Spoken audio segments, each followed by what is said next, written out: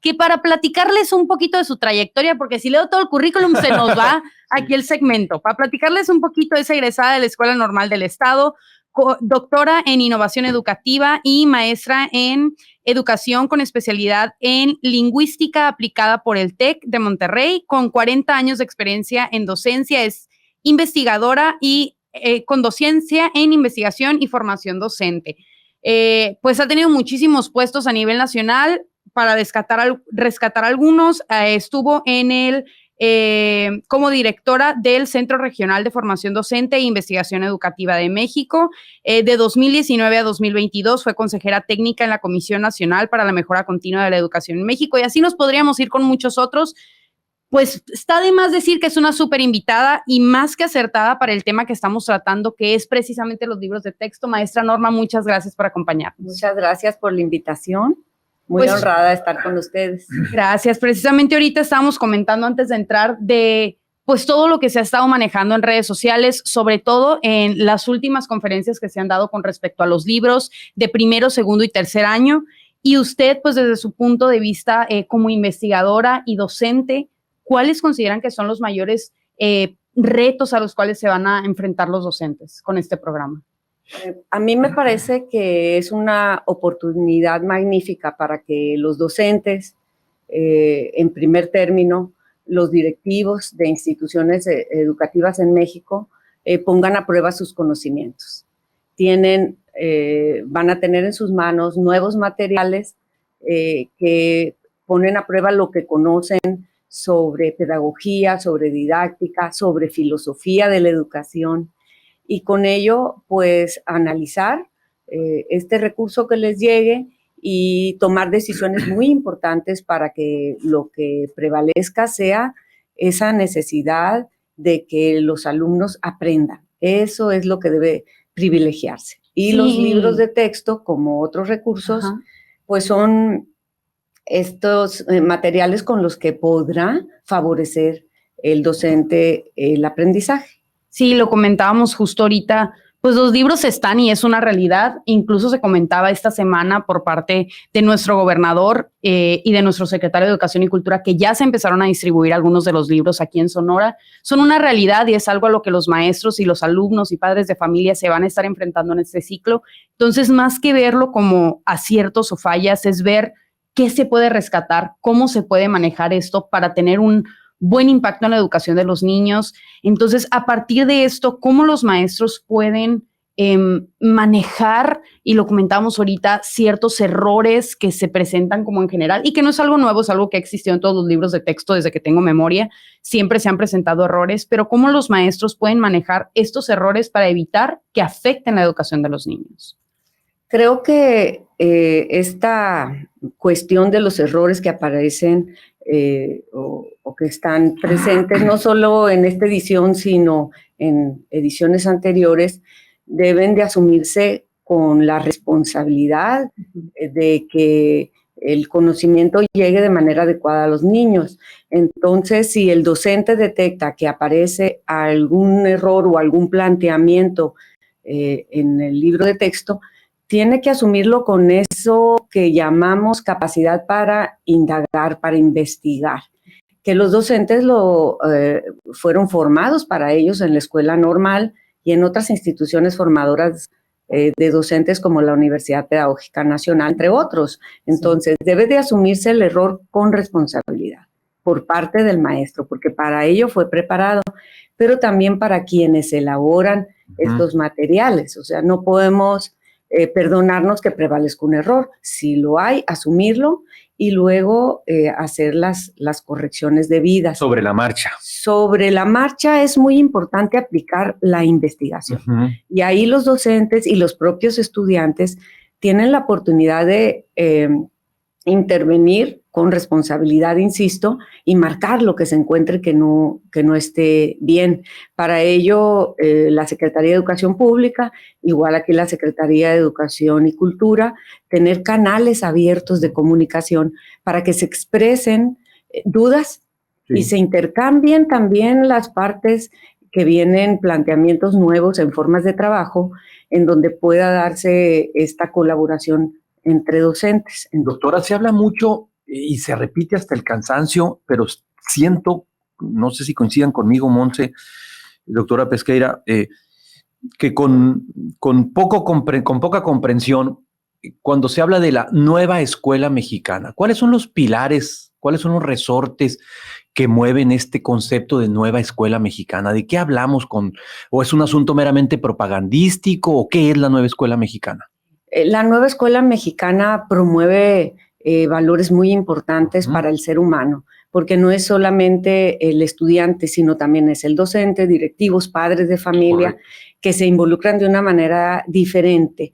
La nueva escuela mexicana promueve el pensamiento crítico, por supuesto, el interiorizarse en lo que es el conocimiento de la comunidad donde está la escuela y donde en conjunto con los padres de familia pueda promoverse la mejora de la propia comunidad. Entonces, tiene esta parte muy, muy importante de desarrollo de la comunidad que no es nuevo. Les diré que cuando me formé, por allá en el 79-83, en los últimos semestres de la educación normal, veíamos desarrollo de la comunidad. No es nuevo, más de 40 años, y que creo que en este momento para la sociedad mexicana es muy importante rescatar esos valores que hemos tenido. México se caracteriza por tener esa capacidad de respuesta como sociedad, como comunidad, y la nueva escuela mexicana tiende a rescatar estos valores con una base filosófica que es el humanismo. Uh-huh. Entonces, creo que es una fundamentación fuerte, sólida, para que la práctica escolar tenga un sentido. No vayas solamente a aprender ciertos contenidos, sino que lo que aprendas sea aplicable en la mejora de ti mismo y de la comunidad en la que estás. Se ha hablado también mucho de cómo se han eliminado las asignaturas como tal, como ya no va a estar un libro de matemáticas, uno de español, de ciencias naturales. Al no existir esta separación entre las asignaturas, ¿cómo se van a poder presentar los conocimientos a los niños si ya no va a haber clases como tal de una asignatura? Insisto en la importancia de la formación de los maestros. En este proceso los maestros aprenden sobre pedagogía, didáctica, filosofía de la educación y los contenidos que van a trabajar con los estudiantes del nivel que les corresponda. Pero aquí, más que una asignatura en específico, una división por asignaturas, es el saber cómo los niños aprenden de las distintas asignaturas, pero también entender que en la vida cotidiana no hacemos esa separación en cada una de las asignaturas, sí, sino que esta es una oportunidad para que a través de los libros de texto y de los proyectos que se promuevan, aprendan de todas las materias, pero como lo ven en su vida. No es que desaparezcan las clases de español, matemáticas, ciencias sociales. Los maestros tienen que esos contenidos desarrollarlos con sus alumnos y apoyarse con libros de texto cuando así lo consideren. Sí los prepararon, doctora, los maestros, sí entraron en esa dinámica de, digamos, de introspección a los libros, de revisión, se discutieron, oigan, ¿saben qué? Se nos colaron algunas fallas por aquí en los libros, hay errores, hay fechas que son imprecisas.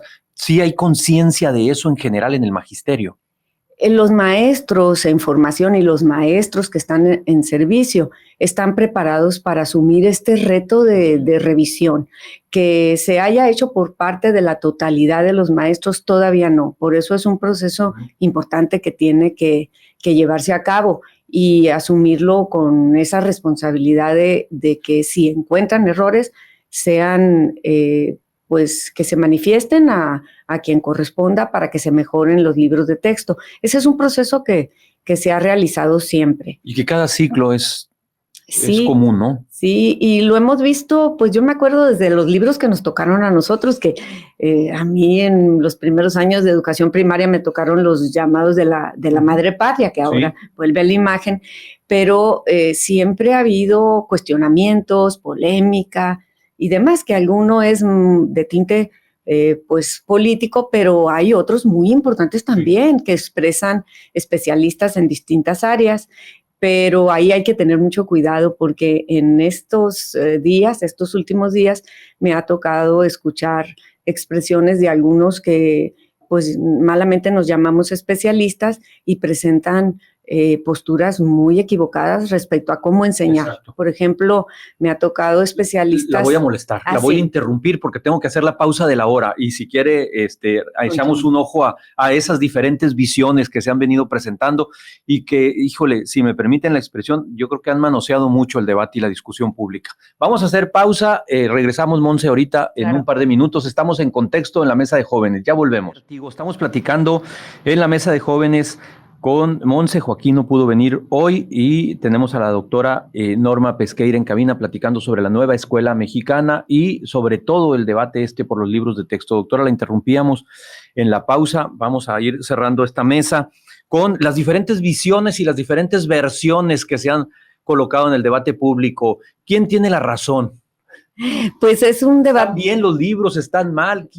¿Quién tiene la razón? Es un debate muy, muy interesante desde distintas perspectivas. Por ejemplo, desde la propia docencia, que para mí es fundamental, es poner a prueba, fue la primera parte que expuse, sus conocimientos filosóficos, pedagógicos, didácticos, psicológicos y poder filtrar la información de quienes pues nos consideramos con algún conocimiento especial, ¿no? Hay especialistas que han externado puntos de vista que para mí son catastróficos. Uno es en enseñanza de la lengua.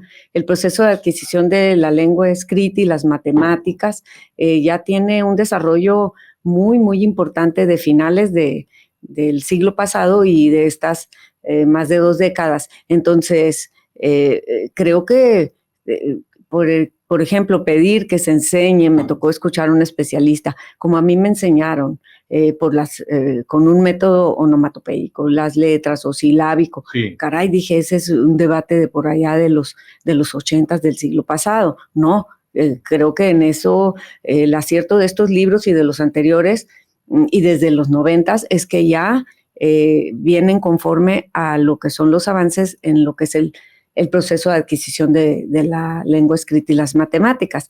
Entonces, creo que es muy importante el consultar y filtrar información de las distintas posturas e incluso de alguna postura en la cual estemos a favor, saber distinguir la información. Ahora todos nos sentimos especialistas, pero creo que debe haber mucha responsabilidad en cómo se asume la información. Algo que he visto muy positivo es que se involucren los padres de familia. Sí. Qué bien que estén consultando, qué bien que reciban algún tipo de información y que la cuestionen y que quieran ver, a ver cómo viene en el libro de texto, que asuman con gran curiosidad y con responsabilidad el contenido que venga en los libros y que también ellos tengan la oportunidad de externar lo que no les parezca. Creo que esto de interesarse en lo que están viendo sus hijos debe de ir más allá de los libros de texto. Qué bien ahora también lo que están viendo en los celulares, en la televisión, en cualquier medio, ¿no? Eso lo veo yo positivo. O sea, es un debate quizá cansado de cierta manera porque todos estos días ha sido en torno a los libros de texto, pero de ahí a lo mejor soy optimista, pero me gusta que la sociedad se involucre y que se interese. Exista el debate, eso es muy importante, siempre lo hemos comentado. 2 minutitos para ir cerrando, Monse. Si yo quisiera terminar con una última pregunta, usted desde su punto de vista, desde su experiencia, ¿qué recomendación le hace a los maestros y a los padres de familia que se van a enfrentar a estos nuevos libros de texto?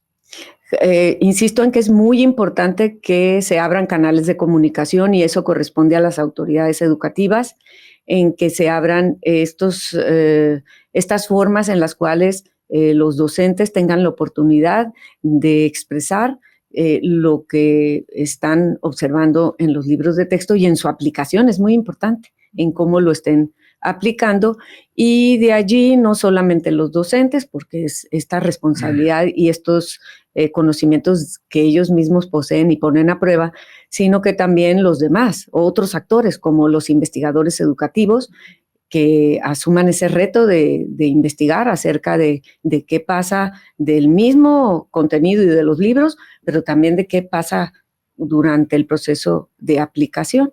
Y ahí la responsabilidad también de la Secretaría de Educación Pública de que todo esto se asuma como esa oportunidad de mejorar. Sí, siento yo, para cerrar, invitar a todos los jóvenes que nos escuchan a que no se queden con una sola fuente de información. Es lo que estamos viendo precisamente. Muchas personas, muchos expertos están dando su punto de vista. Cuestionen todo lo que escuchan, que es precisamente lo que se está haciendo con los libros, cuestionarse.